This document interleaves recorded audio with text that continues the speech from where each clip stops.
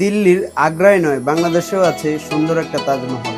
Hello everyone, আসসালামু আলাইকুম। চলে আসছি বাংলার তাজমহল দেখতে। প্রথমেই টিকিট নিয়ে গেট দিয়ে প্রবেশ করলাম। ভিতরে ঢুকতেই আমি তো অবাক, এত সুন্দর স্থাপনা বাংলাদেশেও আছে।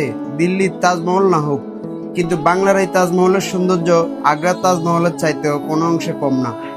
আগ্রার তাজমহল বানিয়েছিলেন সম্রাট শাহজাহান প্রিয়তমা স্ত্রী মমতাজের জন্য, কিন্তু আমাদের এই বাংলার তাজমহল বানিয়েছেন বিশিষ্ট শিল্পপতি চলচ্চিত্রকার আহসানুল্লাহ মনি।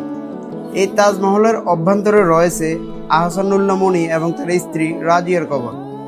এই তাজমহলটি প্রতিদিন সকাল 9টা থেকে সন্ধ্যা 7টা পর্যন্ত খোলা থাকে, আর জনপ্রতি প্রবেশ মূল্য 200 টাকা করে।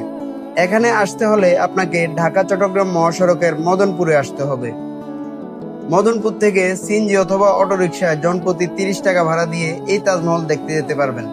এই ভিডিওটি ভালো লাগলে অবশ্যই কমেন্টস করে জানাবেন। ভালো থাকবেন, সুস্থ থাকবেন। আসসালামু আলাইকুম।